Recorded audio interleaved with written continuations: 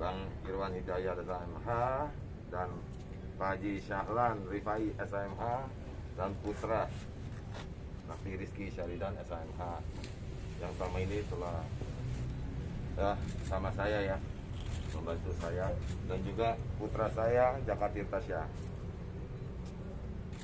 Sekarang saya mau buka. Sebelumnya saya ingin mengucapkan terima kasih kepada teman-teman wartawan semua yang mungkin saya telah mengganggu waktunya. Ini hari Minggu, waktunya berlibur. Saya mohon maaf sebelumnya. Dan utama saya ingin terima kasih ya kepada Subdit Resmob Polda Metro Jaya yang telah memberikan respon cepatnya dalam memberikan tempat yang aman, nyaman, perlindungan kepada putra-putri saya, dan juga Subdit Renakta Polda Metro Jaya dengan semua dukungannya, karena tidak adanya respon dari KPAI.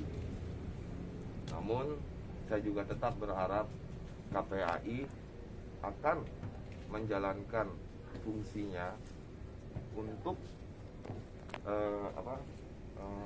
memberikan pelayanan kepada putra-putri saya, karena bagaimanapun juga untuk putri saya mendapatkan tekanan mental dan psikis yang dari pandangan saya, makanya saya butuh dukungan KPAI di sini. Dan juga kepada keluarga dan yang udah seperti keluarga saya, tetangga-tetangga saya yang selama ini memberikan dukungan moral terhadap saya dan juga anak saya, dan menjadikan rumahnya sebagai tempat perlindungan kepada putri saya, Ibu Titi dan juga Mas Anton. Terima kasih atas sifat humanisnya Mas Anton. Terima kasih telah memberikan kepercayaan dan ketulusannya untuk dapat menerima, menjaga, melindungi putri kami dan juga putra kami dari ancaman yang mungkin bisa merugikan putra-putri kami. Mungkin itu terakhir yang teman-teman media belum ketahui. Semenjak malam putri saya udah sama saya. Demikian, mungkin ada yang ingin dipertanyakan. Bang, terkait laporan kemarin itu yang Polres Bogor seperti apa, Bang? Ya, Polres Bogor itu tetap berjalan. Alhamdulillah kemarin hari Jumat ya. Pagi kemarin hari Jumat kita sudah bikin berita acara wawancara, masih berita acara wawancara, ditindaklanjuti nanti pada hari Selasa kalau sebelum tanggal. Bisa dijelaskan dulu laporannya apa sih dan pasal berapa? Laporannya itu adanya perbuatan pengambilan paksa putri dari klien kami ini dari tempat dia beraktivitas kolam renang, sehingga kami patut menduga ini ada pasal 330 KUHP mengambil paksa. Itulah laporan kami ke Polres Kabupaten Bogor. Yang dilaporkan siapa dan kenapa sih, maksudnya kronologisnya seperti apa? Saat itu yang kami laporkan itu tidak menyebut nama, juga tidak hanya menyebut ciri-ciri. Yang datang pada saat itu adalah 2 orang laki-laki, 3 orang perempuan dengan menggunakan 1 sepeda motor dan 1 lagi pakai kendaraan mobil warna putih. Berarti patut diduga sosoknya siapa, Bang? Inisial mungkin? Kalau inisial kita juga belum bisa menyebut inisial lah. Tapi nanti itu makanya setelah kejadian itu saya dampingi klien saya buat pengaduan di Polres Kabupaten Bogor. Bisa dibilang diduga juga ada otak pelaku di balik eksekutor atau seperti apa? Pastilah, setiap kali ada perbuatan-perbuatan yang penculikan, apalagi anak di bawah umur yang diduga ada penculikan atau pengambilan secara paksa, pasti ada yang menyuruh di belakangnya itu. Karena yang mengambil paksa itu pun bukan orang yang familiar dengan si Kardin. Berarti patut diduga mantan istri, Bang? Ya, itu makanya kita serahkan kepada kepolisian untuk mengungkap ini semua sesungguhnya siapa yang ada di belakang dari peristiwa yang terjadi pada hari Rabu di kolam renang. Untuk bicara yang terjadi di kolam renang. Yang terjadi di kolam renang. Enggak, dia katanya kan udah ketemu katanya tadi bilang mungkin Kardin bisa cerita pengalamannya seperti apa waktu Ya, kemarin juga sudah ya. Jadi perihal itu Kardin belum bisa memberikan laporan lengkap ya, karena masih terlalu cepat, kurang tidur, dan secara mental alhamdulillah kuat ya Kardin ini, walaupun terlihatlah ada seperti tekanan karena di rumah itu banyak orang dewasa ya, laki-laki maupun perempuan. Nah, dia baru diambil laporannya itu tidak maksimal. Namun ada beberapa yang saya dengar karena saya yang menemani Kardin, ya dia hanya di kamar 1-2 hari di kamar, di hari ketiga dia baru bisa diperbolehkan keluar kamar. Jadi di rumah itu ada abang tirinya, ada ibunya, ada orang-orang yang tidak dikenal ya, lumayan mungkin ada 4-5 orang gitu, orang-orang bertubuh tegap, orang-orang berkulit hitam gitu. Nah, ada nenek dan kakeknya. Tambahan satu lagi, Kardin yang jelas itu sangat trauma dengan kejadian, merasa dirinya sangat diintimidasi oleh yang diduga oleh para pelaku penculik Kardin, dan juga Kardin alhamdulillah dapat menyelamatkan diri dari yang diduga dari para penculik tersebut. Maka Kardin sekarang sedang untuk kira-kira Kardin itu masih dalam apa ya, kondisi supaya suasananya dia setelah trauma itu merasa nyaman. Ini untuk sementara, karena kondisi itu pada saat itu ada tekanan. Alhamdulillah yang tadi disebutkan oleh Bang Atila dibantu oleh tetangga sana, terutama Ibu Titi dan Mas Anton. Ya, alhamdulillah juga Ibu Titi dan Mas Anton itu membantu melindungi sampai ada dari pihak Polda, Resmob Polda, dan juga didampingi oleh Pak Atila. Tanpa ada Pak Atila semua nggak dikasih. Itu dia. proses pelepasannya seperti apa? Proses apa? Kardin balik akhirnya bertemu lagi dengan Mas Atila. Ya, Prosesnya ya, ini prosesnya kan cukup lama. Jadi di situ ada yang bersifat hoax lah, bahwa di situ adanya katanya Kardin ini dalam penyekapan, kemudian Kardin tidak dilakukan penculikan. Yang bisa menyampaikan adalah Pak Atila sebagai orang tuanya, dan juga dibantu oleh Subdit Resmob Polda Metro Jaya. Itu dibantu, alhamdulillah Kardin dan Jaka dibantu, dibawa, dikawal sampai ke Polda Metro Jaya. Itu prosesnya. Ya mungkin setelah Kardin 3 hari dari hari Rabu, Kamis, Jumat, Sabtu ini, satu dini hari, ada satu bagian teknisnya, ada satu ruangan terbuka di mana kesempatan Kardin, dia melihat ini satu kesempatan karena ada tamu yang datang membawa keluarganya, membawa anaknya, mungkin maksudnya untuk bermain dengan si Kardin. Itu dari pernyataan Kardin, salah satu laporannya. Kardin menggunakan momen itu, dia kabur dari rumah, dia lari memberanikan diri, dia teriak tolong.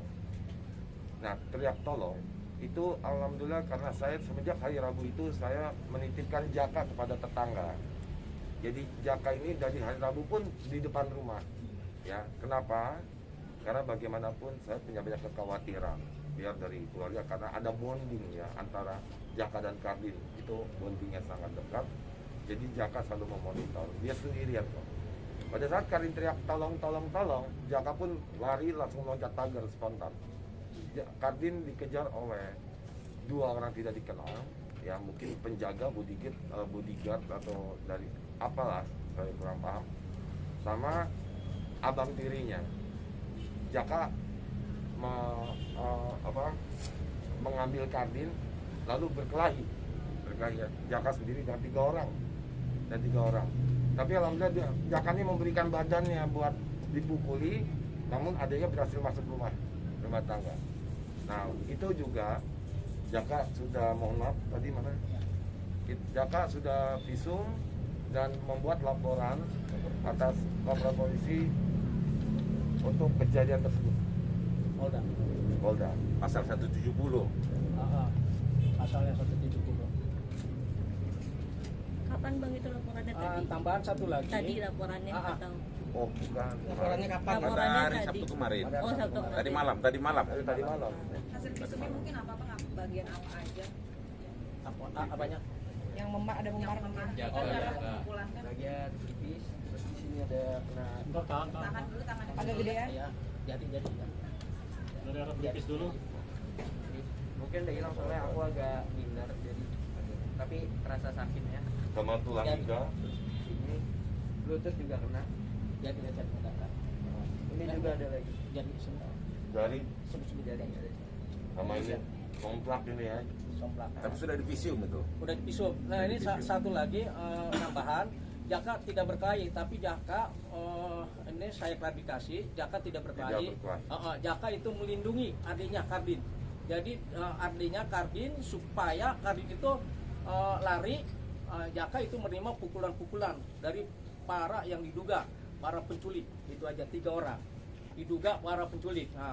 Jadi dia ini jadi bulan-bulanan Jaka digebukin habis, tidak berkelahi. Jadi dia Hanya kasih badannya. kasih badan tameng sebagai tameng, itu aja. Alhamdulillah Kardin lari dibantu oleh Bu Titi dan Mas Anton.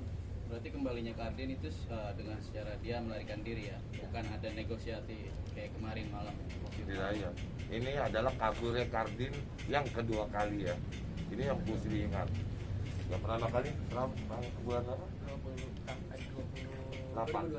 2021 8 Oktober. Nah, itu Kardin sama Jaka. Nah sekarang terulang lagi Kardin sendiri. Bang sedikit bang, kasus ini berarti kan ada latar belakang masalah bang sebenarnya. Bisa disebutkan ada permasalahan nggak sih sebenarnya dengan pihak sebelah itu atau gimana? Sebenarnya sih tidak ada masalah ya. Sesungguhnya ini masalah rumah tangga yang kemudian berakhir pada perceraian. Kemudian di dalam perceraian itu ada putusan pengadilan yang menyatakan hak asuh. Akan tetapi ketika dieksekusi putusan pengadilan agama tersebut, yang bersangkutan tidak bersedia untuk ikut untuk menjalankan apa yang dimaksud oleh putusan pengadilan tentang eksekusi, sehingga pada saat itu jurusita dari pengadilan agama yang akan mengeksekusi kembali ke tempatnya, ke kantornya, dengan catatan tidak bisa dilaksanakan eksekusi karena yang bersangkutan tidak bersedia. Jadi bahwa Kardin dan Jaka sebenarnya itu tidak ingin lagi mengikuti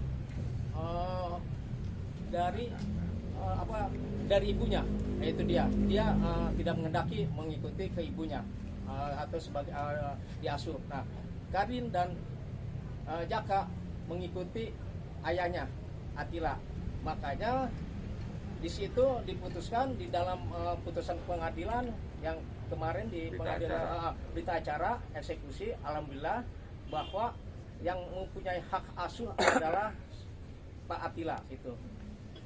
Itu tanggal 23 November 2023. Ada itu Pak Adi ya. Ada. Nah, jadi itu tidak jauh ya. Itu mungkin 3 minggu yang lalu lebih kurang, berarti 3-4 minggu yang lalu. Tanggal 23 November. Nah, terus terjadilah kemarin hari Rabu. Jika itu menjadi satu masalah, bukan masalah dari sisi saya. Mungkin dari sisi yang sebelah sana melihat itu satu masalah, bahwa saat eksekusi anak-anak minta pada saya untuk bisa bersama saya gitu. Terus terjadilah peristiwa hari Rabu itu di kolam renang area Tirta Splash di Kabupaten Bogor. Nah setelah ini ada komunikasi nggak sih untuk ibaratnya biar anak nggak merasa terancam dan sebagainya kalau kita beraktivitas itu dengan pihak mantan istri sendiri? Nah itu dia, saya senang sama pertanyaan ini. Makanya saya berharapnya dari KPAI, karena anak ini aset bersama, itu benar. Saya minta responnya yang dimana dari laporan saya ke KPAI hari Kamis hingga hari ini tidak ada satu komunikasi apapun, maupun dari KPAD, yang dimana kalau KPAD dari hari Rabu itu saya membangun satu komunikasi, hari Kamis kantor kosong, jadi saya mau mesti kemana ya, saya mesti mencari sesuatu institusi yang bisa netral, yang bisa membantu, karena ini membutuhkan respon cepat. Ini tidak bercanda. Mungkin dianggapnya ya, saya juga maklumin. Ini mungkin dipikir sama juara segala macam, tapi sih adalah sosok yang terancam. Dia anak kecil yang berada dikelilingi oleh orang-orang tidak dikenal dan besar-besar gitu ya. Nah makanya saya tetap berharap KPAI ya di sini bisa menjadi memberikan jembatan untuk mediasi kepada para orang tua. Bagaimana anaknya? Maksudnya gini, kita bukan Mr. So Pintar atau Mrs. So Pintar, tapi kita juga butuh pandangan dari other side gitu, dari pandangan lain. Apa sih yang terbaik? Jangan main hukum sendiri gitu. Sebenarnya BS ini harusnya menggunakan cara begitu.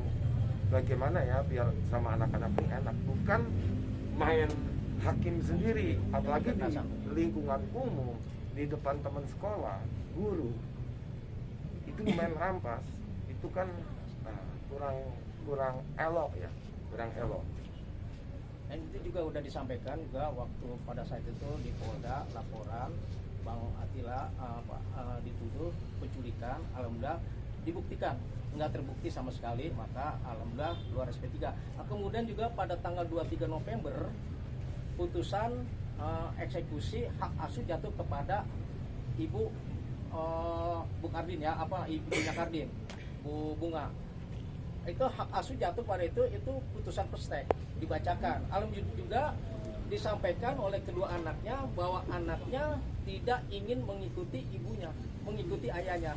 Itu juga disampaikan bahwa Pak Atila udah sampaikan mau ketemu ya silakan, gitu kan, sampaikan mau komunikasi silakan. Sampai saat sekarang ini Jaka pun masih komunikasi, Kardin pun masih komunikasi, nggak pernah dihalang-halangi oleh Pak Atila, nggak pernah sama sekali. Boleh tanya anak-anaknya, boleh tanya juga ibunya sendiri, itu nggak pernah ada rasa ditaktor, namanya seorang ibu dari anak-anaknya.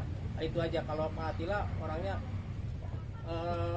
bebas untuk anak-anaknya, karena kenyamanannya udah kepada ayahnya, maka dia tetap tinggal kepada ayahnya. Tetapi kalau untuk tinggal kepada ibunya, yang kedua anaknya menolak. Bukan kehendak dari Pak Atila sendiri, nggak ada. Kamu jangan ketemu ibunya, nggak pernah larang gitu. Malah biar gimana pun itu ibu kamu. Itu udah disampaikan berapa kali, tapi kan ini anak. Nah, itu aja.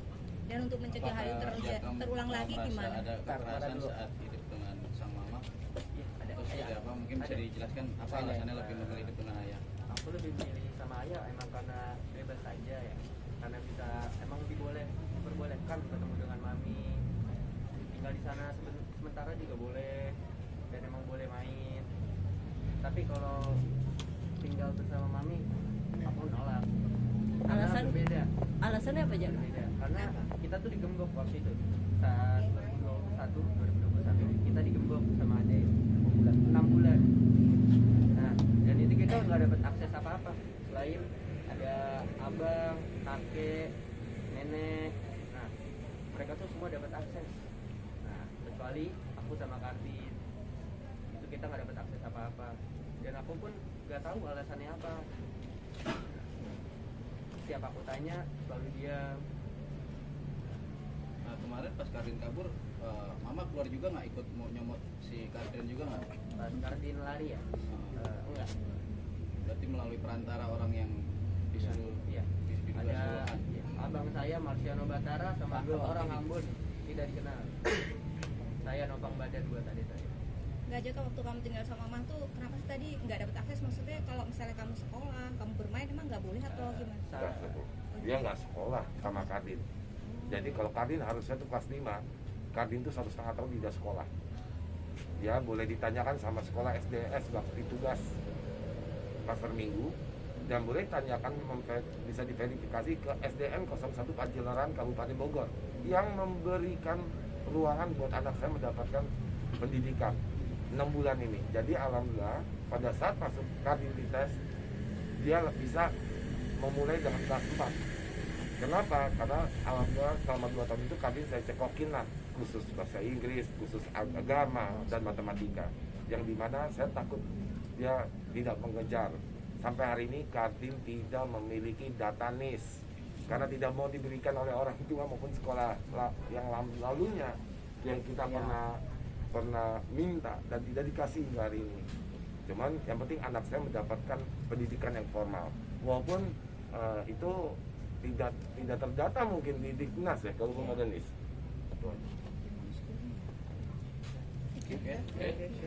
Ada lagi pertanyaan? Bang, mungkin ini kan sekarang udah sama abang anak-anak, mungkin membatasi aktivitas juga masih karena ya untuk mencegah lagi nanti sampai peristiwa kayak gitu. Itu cakep pertanyaan.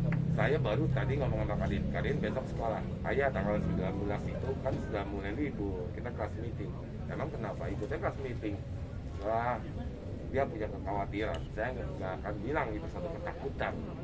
Ini kekhawatiran. Saya cuma bilang, enggak kok, nggak ada masalah. Ya, nggak ada masalah. Coba tetap dia nggak mau. Kalau tanggal 19 libur, saya paling besok, kemungkinan besok saya akan datang ke sekolahnya untuk bicara sama gurunya untuk tidak mengikuti pelajaran sampai tanggal 19. Itu aja. Ada itu nggak sih mas niatan untuk dibawa ke psikolog juga mungkin? Ya, Sudah niatan untuk dibawa ke sekolah. Psikolog. pastinya. Itu makanya saya sebenarnya kan di KPAI juga ada tim-tim psikiater ya.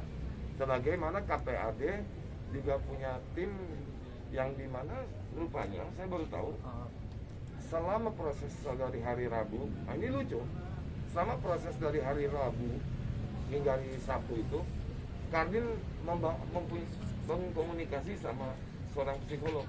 Iya. Ibu Retno. Nah di sini juga saya akan menanyakan motifnya apa, tidak meminta izin kepada saya, si Kardin di dalam apa? Masih di dalam rumah itu. Masih di dalam rumah itu. Nah sebagai psikolog, ternyata psikolognya KP2 apa?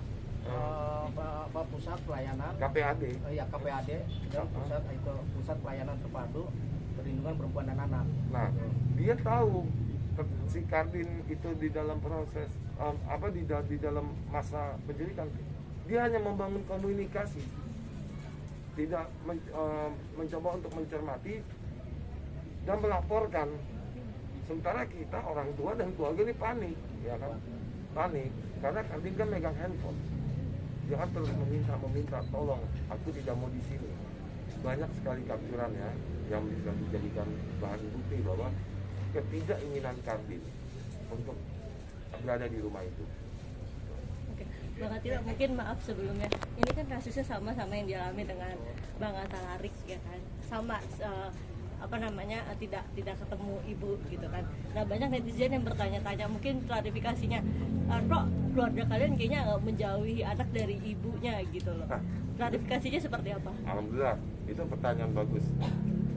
Sebenarnya gini, itu adalah pembangunan opini. Ya, mohon maaf nih, saya melihat mereka tidak not that smart gitu. Mungkin ada pihak di belakang yang menyuruh bahwa untuk pembunuhan karakter ya kepada kami. Namun lihat abang saya pun mempersilahkan. Tapi kita punya kekhawatiran itu dirasakan kepada anak-anak. Karena mereka melakukan hal yang sesungguhnya yang tidak manusiawi, yang tidak humanis. Contoh, keputusan hak asuh. waktu tahun 2021 kepada ibunya.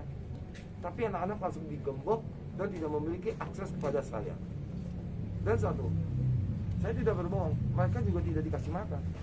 Saya minta tolong tetangga, teman saya, staf saya, dan saya kadang-kadang saya pernah dari Cirebon, waktu saya tugas di Bali, saya datang, ayah, mami belum 3 hari belum pulang. Saya balik untuk saya kasih makan. Dan ini tidak bohong, ini bukan bohong. Emang ini bukan konsumsi netizen, karena saya bukan orang yang apapun yang terjadi, saya mesti upload. Saya bukan gitu. Nah, emang karena banyak informasi yang mungkin tidak lengkap ya.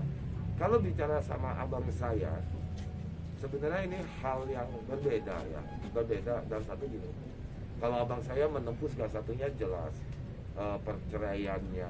Kalau saya vertek, saya waktu itu di Kalimantan, saya di Kalbar, Pontianak. Saya pulang, saya udah diceraiin, kan gitu. Ini berbeda total. Nah, saya dapat keputusan cerai dan hak asuh kepada ibunya.